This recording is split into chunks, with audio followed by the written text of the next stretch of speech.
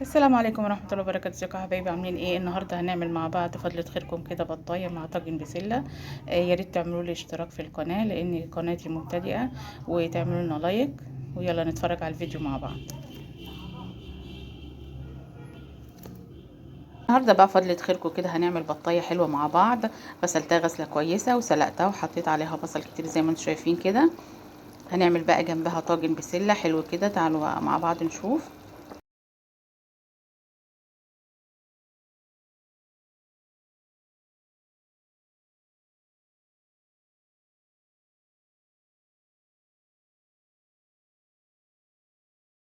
هنا بقى الطاجن هحط البسلة بتاعتي كده.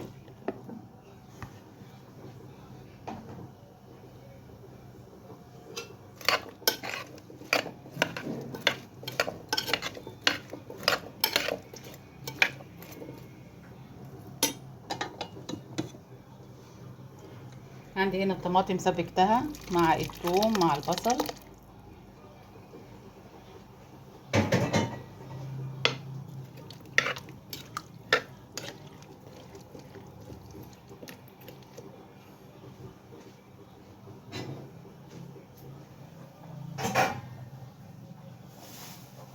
واحط هنا بقى مغرفتين كده من الشوربه بتاعت البط بتاعي. شوربه سمينه.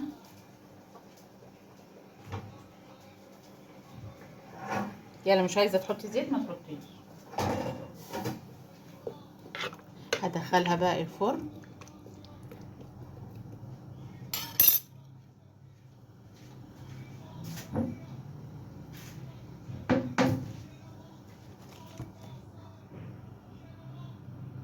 كده بقى عملت الرز.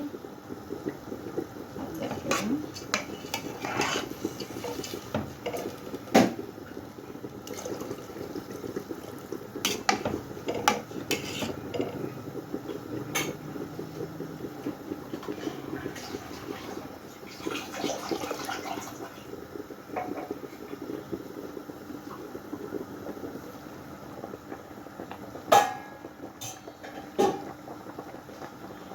احط بقى كده شويه شوربه.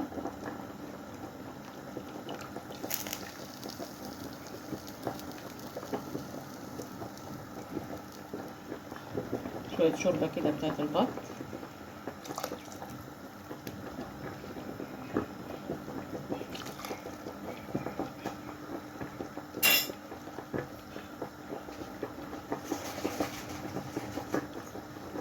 شويه ملح.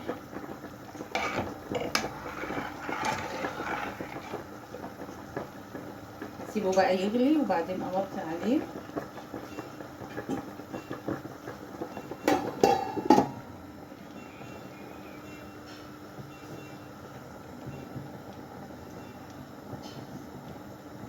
كده لسان العصفور حمرته وسقيته بالشوربه. هحط بقى فلفل اسود.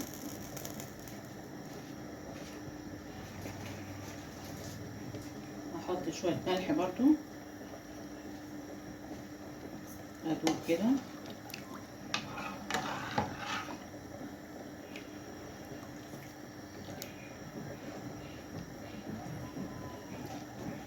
عايز شويه ملح كمان.